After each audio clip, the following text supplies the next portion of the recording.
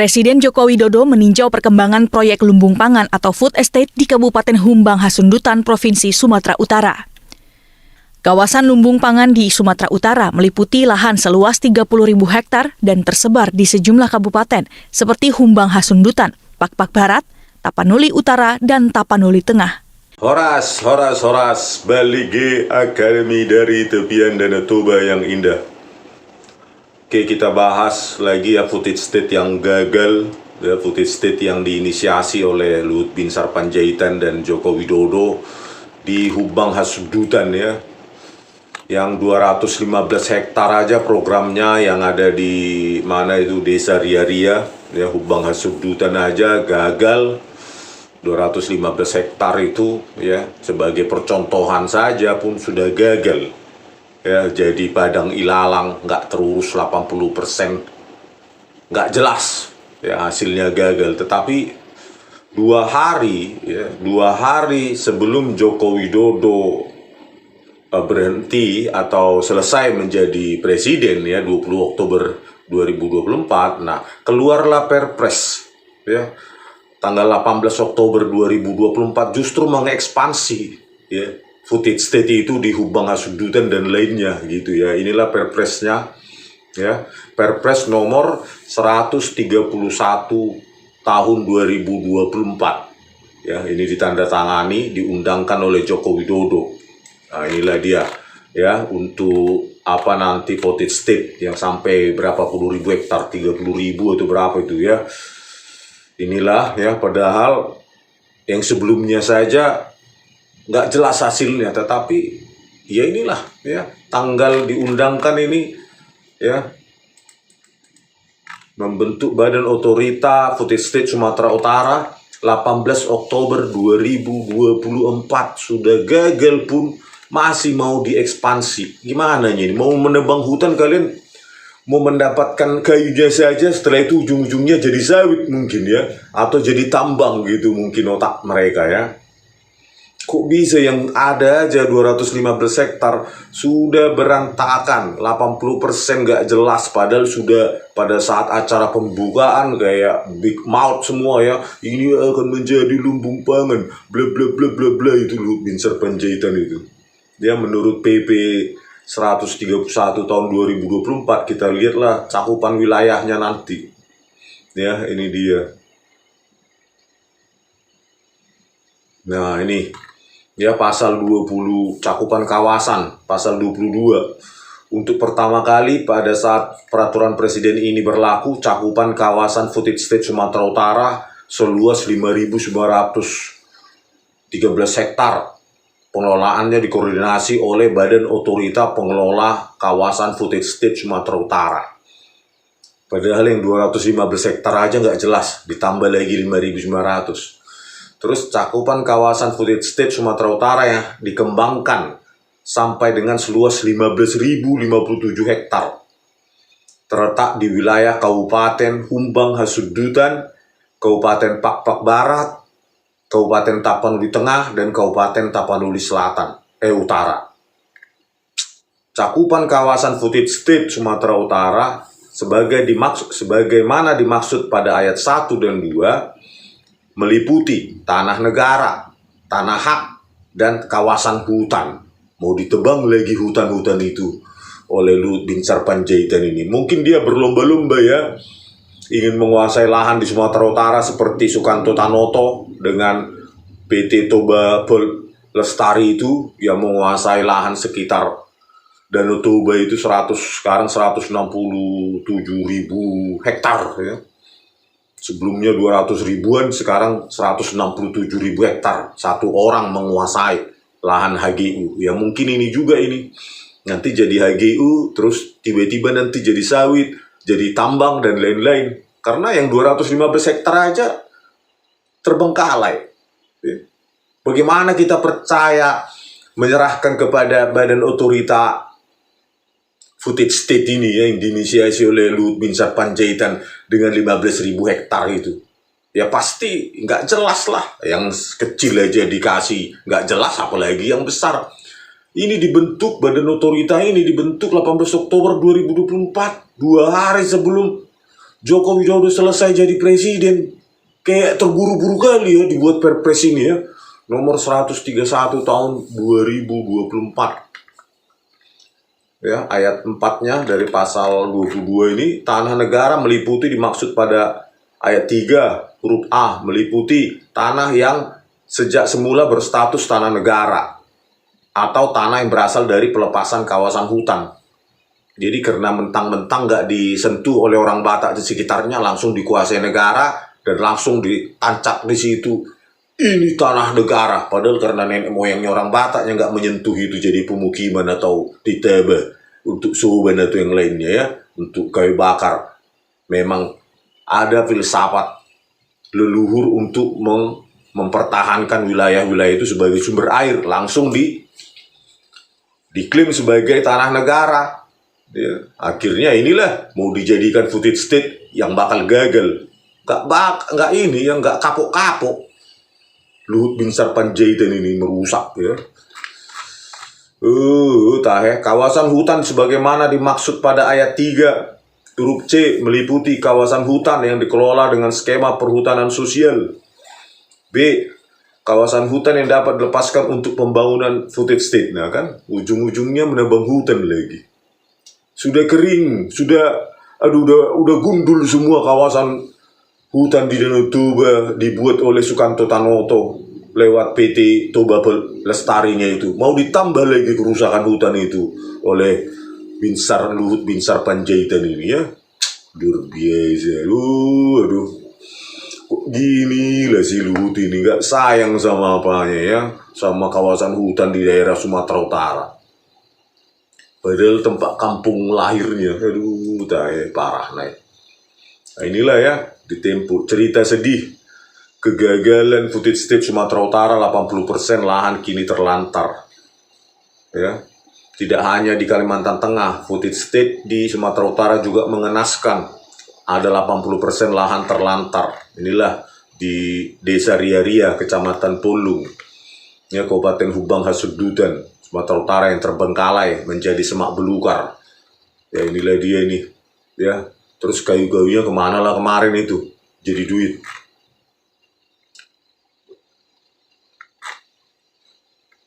Ya, seperti footage state di kawasan footage state Kabupaten Hubang Hasundutan saat dia datang ke Desa Ria-Ria ya. Ini kelompok studi pengembangan prakarsa masyarakat di 5 Silalahi. Ya, kondisinya menyedihkan. Kondisinya menurut kami gagal karena dari penanam pertama 215 hektar. Sekarang yang dikelola hanya 10% atau 20 hektar ungkapnya. Artinya sekitar 80 hingga 90% lahan footage state itu terlantar. Ratusan hektar lahan tidak terurus, kata D5 Silalahi, kini ditumbuhi ilalang liar. Untuk sebagian kecil lahan yang masih ditanami, menurut D5 statusnya kondisinya beragam. Ada petani yang menanam dengan modal sendiri, ada juga yang bermitra dengan perusahaan, kata dia. Aduh, parah ya, 80-90% dari 215 hektar yang menjadi awal kebun atau footage state percontohannya Luhut Binsar Panjaitan itu malah gagal, tetapi mau dikembangkan sampai berapa puluh ribu hektar dengan keluarnya Perpres nomor 131 tahun 2024 yang ditandatangani oleh Joko Widodo 2 hari sebelum dia selesai presiden. Ini menyedihkan kali ya, akan banyak hutan-hutan akan gundul.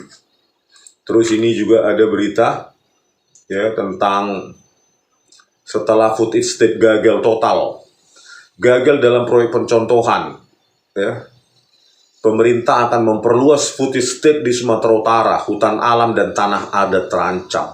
Ya tinggal klaim aja ini tanah negara, udah, hanya karena dulu dipertahankan oleh nenek moyang orang Batak di situ, langsung ini milik negara. Kami berhak kasih HGU ke Luhut Binsar Panjaitan, HGU ke Sukanto Tanoto.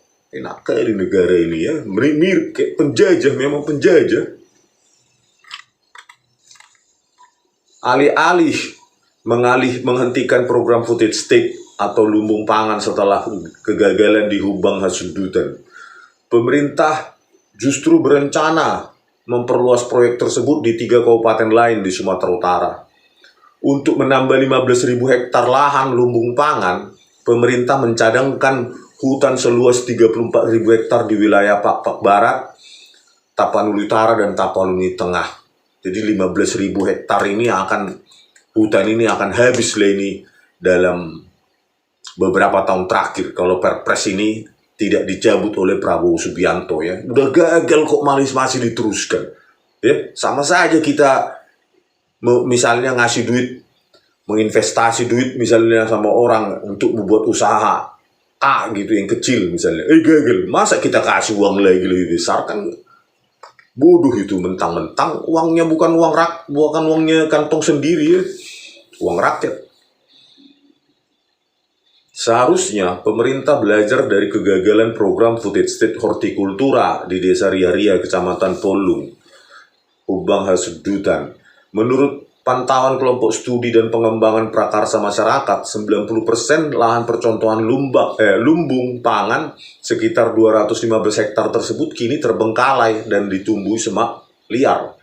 Namun bukannya kapok, pemerintah malah memaksakan proyek lumbung pangan baru sebagai bagian dari rencana mengkonversi 20 juta hektar hutan menjadi lahan produktif.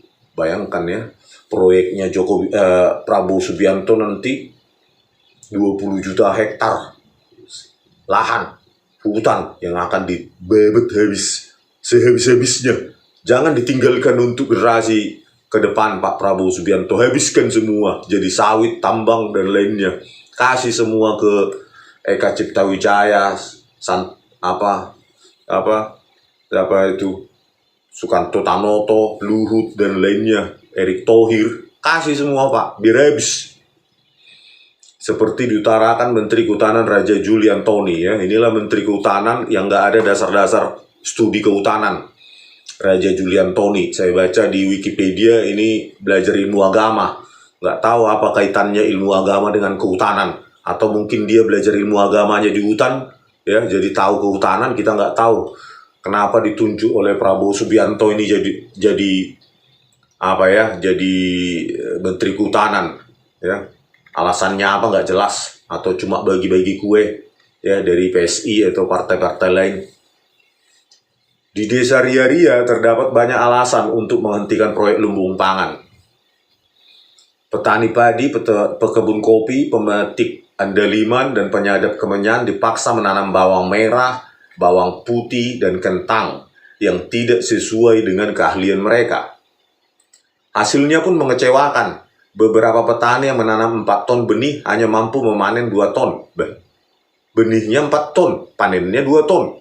Itulah hebatnya Luhut Binsar Panjaitan kan, benihnya 4 ton, hasilnya 2 ton, untung gitu. Orang terbiasa mereka pekebun kopi, pemetik andaliman, penyadap kemenyan disuruh nanam bawang merah dan bawang putih dan kentang. Enggak gagal. Tahe. Dengan demikian, sangat wajar bila banyak yang mencurigai rencana ekspansi proyek lumbung pangan ini.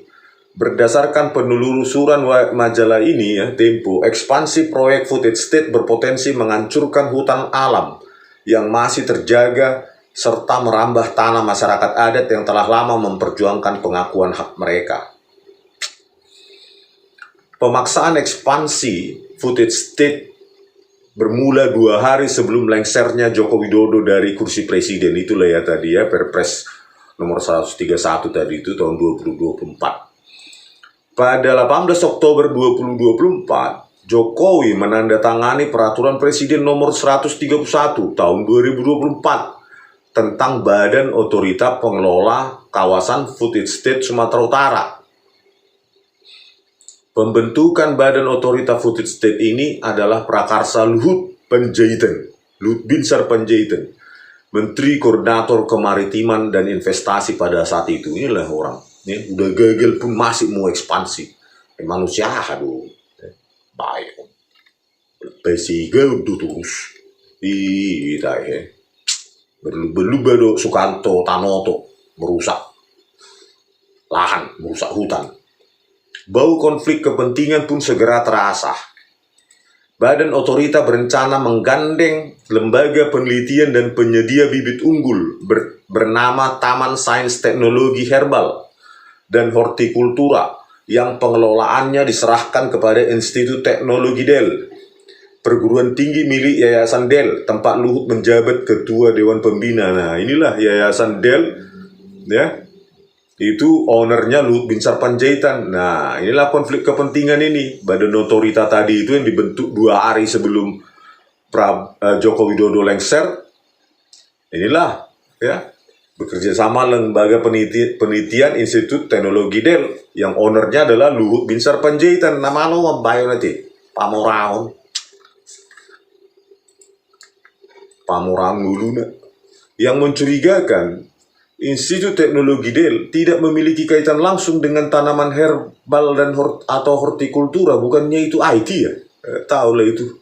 Kampus yang berdiri pada 2001 ini justru dikenal dengan Fakultas Teknik Informatika, Elektro, Bioteknologi, Teknologi Industri dan Vokasi. Ya bisa-bisanya lu lah nanti dibuat fakultas baru ya, bernama Kehutanan kek atau Teknologi Hasil Hutan kek, tak nahai baik di mana. Pemerintah seharusnya menjalin kerjasama dengan perguruan tinggi yang memiliki kompetensi dalam bidang pertanian, biologi, atau biologi molekuler. Keterlibatan Luhut dalam proyek ini makin menguatkan kesan bahwa footage state di era pemerintahan Jokowi sebenarnya lebih merupakan ajang bancakan bagi kalangan yang dekat dengan kekuasaan. Setuju kali itu ya. Di kekuasaannya Jokowi, Prabowo Subianto ini kan ada Luhut Tambang. Ada siapa itu Menteri SDM itu, siapa itu yang katanya mantan supir? Bahlil ya, Bahlil itu juga punya tambang di Konawe ya, Sulawesi Tenggara, tambang nikel. Terus belum lagi si Erick Thohir ya, Erick Thohir ini ngeri tambangnya 480 ribuan hektar. Jadi orang ini berlomba-lomba untuk merusak alam itu, dekat dengan kekuasaan. Itu tanah negara itu kan kosong kan, untukku itu. Itu tanah negara kan kosong kan, untukku itu. Ya. Karena itu Presiden Prabowo Subianto seharusnya menghentikan proyek lumbung pangan yang terbukti serampangan ini. Ya sangat serampangan lah. Ya. Orang 215 hektar aja hancur 80% sampai 90%. Otaknya orang ini jangan-jangan untuk itu ya, untuk tambangnya, sawitnya, entah apalah nanti. Nggak jadi apa-apa ini. Ujung-ujungnya nanti jadi sawit atau tambang.